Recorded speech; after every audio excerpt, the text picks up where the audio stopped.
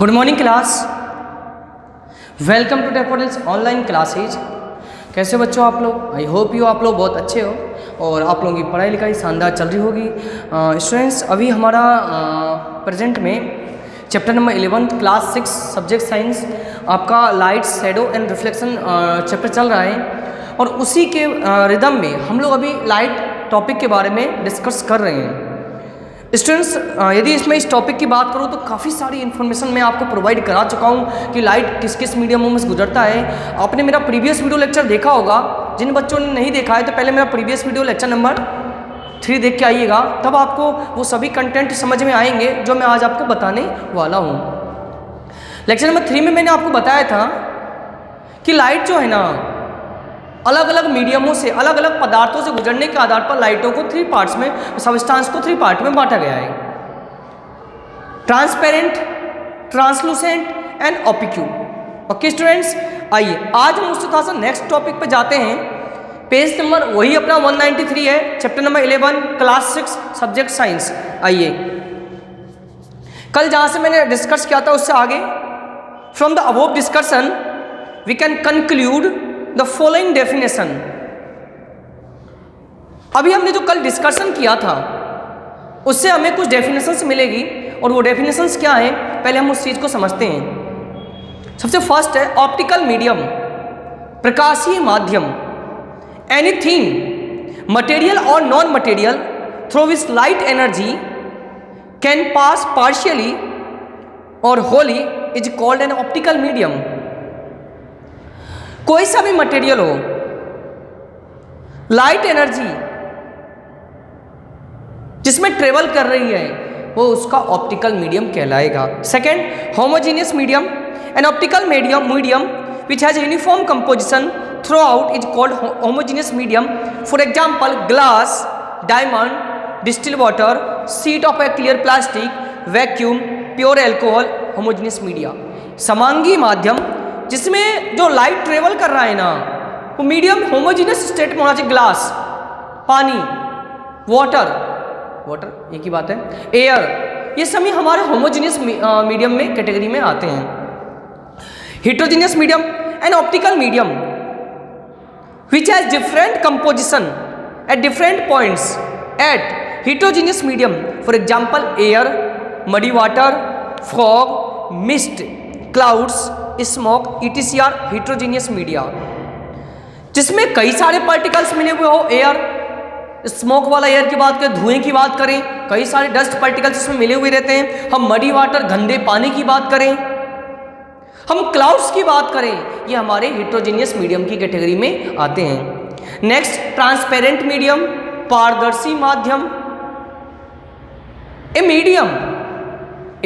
Medium which allows most of the light energy to pass through it, it is called transparent medium. Transparent कल मैंने आपको बताया था, आपको देखा होगा मेरा लेक्चर नंबर 3 आपने, उसमें कि जिसमें से लाइट रेज, लाइट एनर्जी आर पार गुजर जाती है बिना किसी डिस्टर्बेंस के, वो आपका ट्रांसपेरेंट मीडियम की कैटेगरी में आता है। For example glass, diamond, thin layer of water, air, vacuum, certain kinds of clear plastic, alcohol, benzene और ट्रांसपेरेंट मीडियम, ये सभी ट्रांसपेरेंट मीडियम की कैटेगरी में आते हैं। ओके स्टूडेंट्स, नेक्स्ट पेज पे आइएगा। Translucent medium, a medium which partially allow the light energy to pass through it is called translucent medium. जिसमें से लाइट थोड़ा बहुत ही गुजर पा रहा है, थोड़ा बहुत ही जा पा रहा है। पार्शली मीन्स आंशिक रूप से, थोड़ा बहुत ही।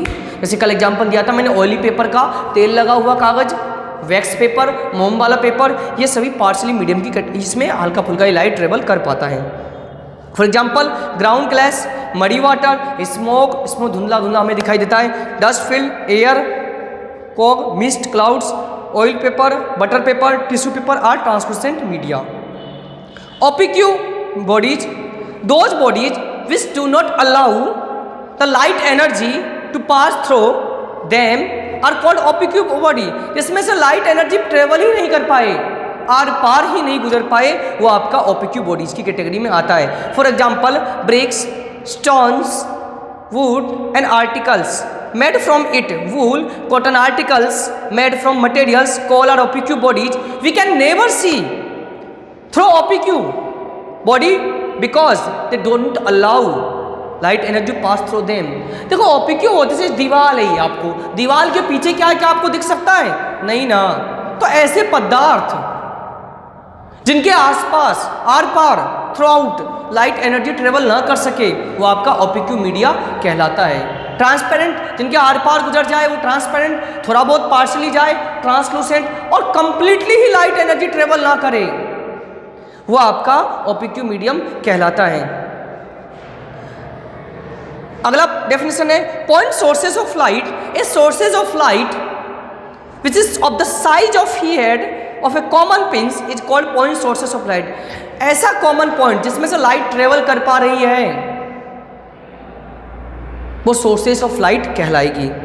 Extend sources of light, any sources of light which is bigger than point sources of light is called extend sources of light. A burning candle, A glowing electric bulb, fluorescent bulb और extend sources of light.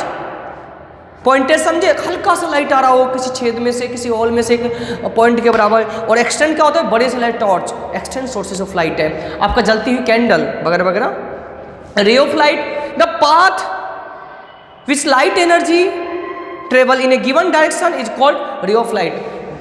Light energy का वह path जिसमें से light energy सीधी सीधी गुजर रही है ये आपका पाथ ऑफ लाइट कहलाएगा। Figure given along side with रे of light, it is a represented by straight line, जिसे हम स्ट्रेट लाइन से रिप्रेजेंट करते हैं। द एरो हेयर शो, ये जो एरो शो कर रहा है ये आगे किसके डायरेक्शन को बताने का काम करता है, ठीक है, लाइट किधर ट्रेवल कर रही है। And last beam of light, प्रकाश का पुंज, एक collection of large number of light, ray of light is called beam of light. कई सारी रे ऑफ लाइटों का कलेक्शन वो बीम ऑफ लाइट आपका कहलाएगा। ओके स्टूडेंट्स, मैंने आपको काफ़ी सारी डेफिनेशन आज बताई, काफ़ी इंपॉर्टेंट असेंशियल डेफिनेशन है जो आपको लाइट चैप्टर को, लाइट टॉपिक को क्लियर करने में काफ़ी इंपॉर्टेंट रोल है। तो डेफिनेशंस को लर्न करिएगा, वीडियो को कंप्लीट देखिएगा, लाइक भी करिए, और कोई प्रॉब्लम हो तो कमेंट बॉक्स में अपना कमेंट लिख सकते हैं। So thank you students, thank you for watching this video and attend this session.